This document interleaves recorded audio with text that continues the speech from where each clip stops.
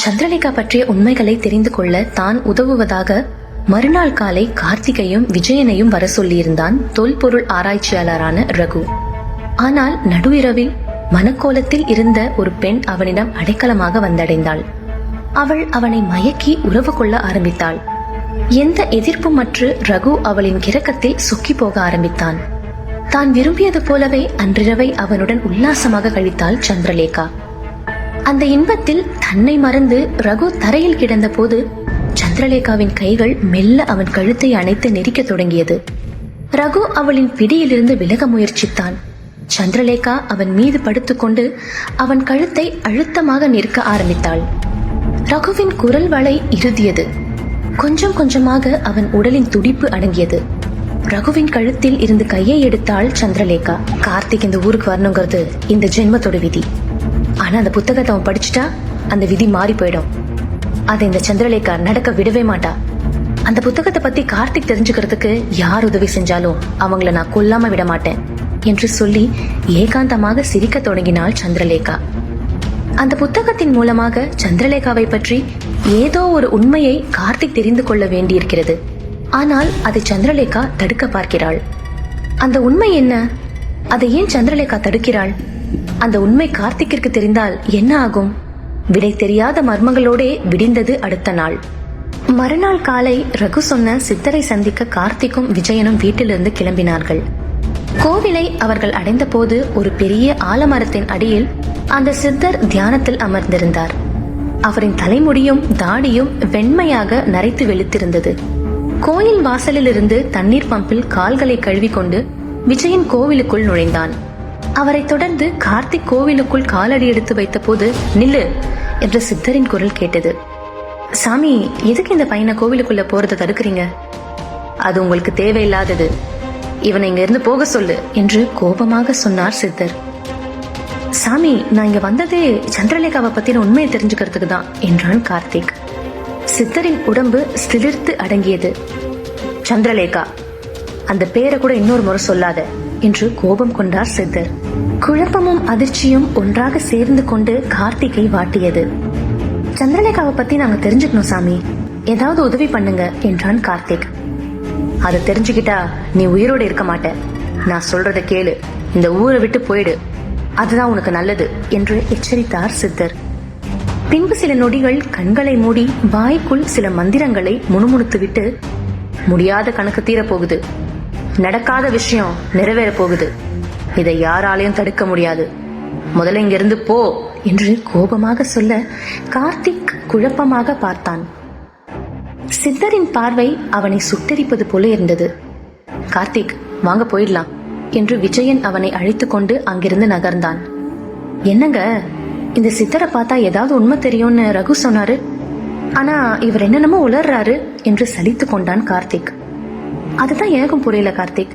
இந்த சித்தர் சொன்னதுல ஏதோ மர்மம் இருக்கு. முதல்ல அந்த மர்மத்தை நாம கண்டுபிடிக்கணும் என்றான் விஜயன். அப்படின்னா போய் ரகுவை பார்ப்போம், என்ன சொல்றீங்க? சரி, போகலாம் என்று விஜயனும் கார்த்திக்கும் ரகுவை சந்திக்கும் திட்டத்தோடே புறப்பட்டார்கள். ரகுவின் வீட்டை அவர்கள் அடைந்த போது வீட்டை சுற்றி ஊர் மக்கள் கூடியிருந்தது அவர்களுக்கு ஆச்சரியமாக இருந்தது. கூட்டத்தை விலக்கிக் கொண்டு விஜயனும் கார்த்திக்கும் உள்ளே வந்து பார்த்த பொழுது ரகு தரையில் பிணமாக கிடந்தான்.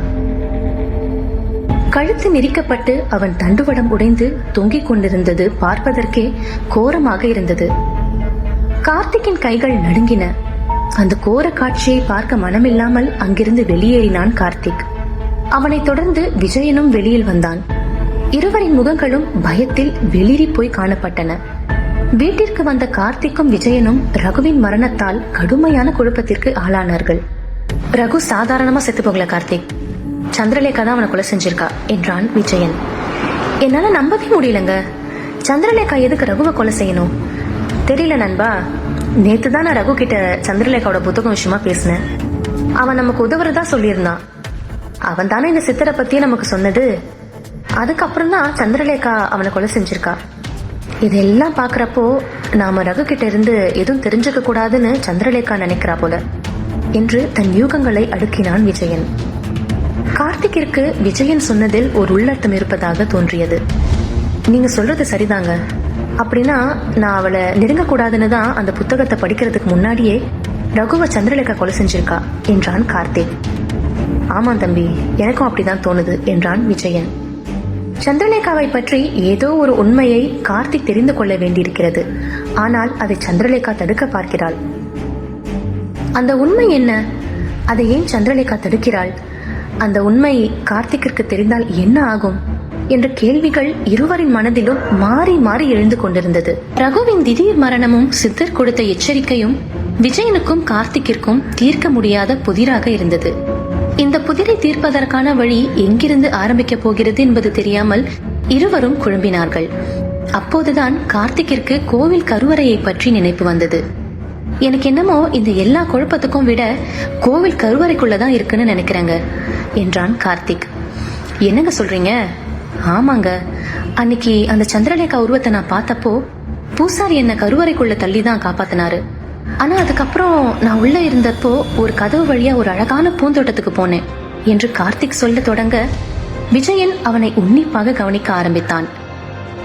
அந்த பூந்தோட்டத்துலதான் நான் சந்திரலேகாவை முதல்ல பார்த்தேன். அவ அழகுல மயங்கினேன், அவளுக்கு முத்தம் கொடுத்தேன். எங்களுக்குள்ள என்னென்னமோ நடந்துச்சு. ஆனா கண் முழிச்சு பாக்குறப்ப நான் அதே கோவில் கருவறைக்குள்ளதான் இருந்தேன் என்றான் கார்த்திக். ஆனா கோவில் கருவறையிலிருந்து அப்படி ஒரு பூந்தோட்டத்துக்கு போற மாதிரி எந்த கதவும் இருக்கிறதா நான் கேள்விப்பட்டதே கிடையாது என்றான் விஜயன். அப்படின்னா இந்த மர்மத்துக்கான விட அங்கதான் இருக்கு. நாம திரும்பி அந்த கருவறைக்குள்ள போகணும் என்று தீர்க்கமாக சொன்னான் கார்த்திக். அப்போது அங்கு வந்த துர்கா அவர்கள் முன் இரு பித்தளை சொம்புகளை கொண்டு வந்து வைத்தாள். அதில் கம்பங்களி இருந்தது. அதை பார்த்த கார்த்திக்கிற்கு ஒன்றும் புரியவில்லை. மோர் கரைச்சுதான் இருக்கு, எடுத்து குடிங்க என்று பொதுவாக சொல்வது போல் சொன்னாள் துர்கா. என்னதுங்க இது? கம்பங்களிங்க, ரொம்ப நல்லது, குடிச்சு பாருங்க என்று சொன்ன விஜயன் தன் செம்பை எடுத்து ஒரு ஆட்டி விட்டு வாயில் ஊற்றினான். ஏங்க, மட்டன் சிக்கன் இந்த மாதிரிலாம் இல்லையா? இதுதான் மதிய சாப்பாடா என்று ஏமாற்றமாக கேட்டான் கார்த்திக். ஆமா, இவர் மாப்பிள்ள தல தீபாவளி விருந்துக்காக வந்திருக்காரு. முறை செஞ்சு விருந்து வைப்பாங்க. அண்ணன் கொடுக்கறத சாப்பிட்டு இருக்கணும்னா இருக்கட்டும், இல்லனா கிளம்ப சொல்லு என்று சுரீரென வார்த்தைகளை வீசிவிட்டு கார்த்திகையை முறைத்து பார்த்து கொண்டிருந்தாள் துர்கா. இந்த அவமானம் உனக்கு தேவையா என தன்னை தானே நொந்து கொண்ட கார்த்திக் இப்போ இது குடிச்சாலும் முறைப்பா, குடிக்கலனாலும் முறைப்பா, இது வேற என்னன்னே தெரியல, குடிச்சு பாப்போம் என்று விஜயனை போல செம்பை ஒரு ஆட்டி அண்ணாந்து கூழை வாயில் ஊற்றினான். வெயிலில் அலைந்து வந்ததற்கும் அடிக்கும் உஷ்ண காற்றிற்கும் அந்த கம்பங்குள் தொண்டை குழிக்குள் ஐஸ்கிரீம் போல உருகி ஓடியது. அதன் மிருதுவான குளிர்ச்சியும் திகட்டாத எளிமையான ருசியும் கார்த்திக்கிற்கு அடிவயிற்றில் பட்டாம்பூச்சி பறக்க வைத்தது. வாவ், சூப்பருங்க, இப்படி ஒரு டேஸ்டான கூழை என் வாழ்நாள நான் குடிச்சதே இல்ல.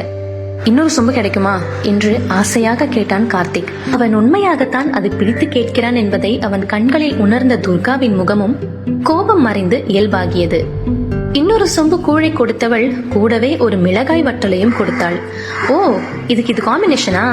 அழுது போங்க என்று உற்சாகமானவன் ஒரே கல்பில் மொத்த சொம்பு கூழையும் குடித்து முடித்தாள். அதே ஸ்பீடில் முழு மிளகாவையும் வாயில் போட்டு ஸ்டைலாக மெல்ல ஆரம்பித்தான். விஜயன் அவனை அரண்டு போய் பார்க்க துர்கா உதட்டை மடித்து சிரிக்க ஆரம்பித்தாள். அடுத்த சில நொடிகளில் கடுமையான காரம் வாய் தொண்டை முழுவதும் பரவ ஆ ஊ என்று அலற ஆரம்பித்தான் கார்த்திக். அவன் குதிப்பதை கண்ட துர்கா வாயை பொத்திக் கொண்டு அடக்க முடியாமல் விழுந்து விழுந்து சிரித்தாள்.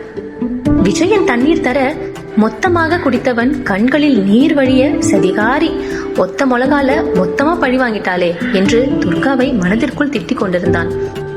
தன் பின்னிய ஜடை முடியை பின்னால் தூக்கி போட்டுவிட்டு கிளம்பியா காத்து வரட்டும் என்று ஜாடை செய்துவிட்டு உள்ளே சென்றாள் துர்கா. சூரியன் மறைய துவங்கி இருந்தது. விஜயனும் கார்த்திக்கும் பைரவர் கோவிலை அடைந்தார்கள். இரவு நேரமாக இருந்ததால் அந்த இடமே இருள் சூழ்ந்து காணப்பட்டது. அங்கு எந்த ஆள் நடமாட்டமும் இல்லை. அமைதி நிலவி கொண்டிருந்தது. ஏங்க, இந்த நேரத்துல நம்ம கோவிலுக்குள்ள போகணுமா? கொஞ்சம் யோசிச்சு பாருங்க என்று தயங்கினான் விஜயன். நல்லா யோசிச்சிட்டாங்க. இந்த கருவறைக்குள்ளதான் சந்திரலேகாவோட மொத்த ரகசியமும் அடங்கியிருக்கு. அதை நாம கண்டுபிடிக்கணும்னா கருவறைக்குள்ள போய் தான் ஆகணும்.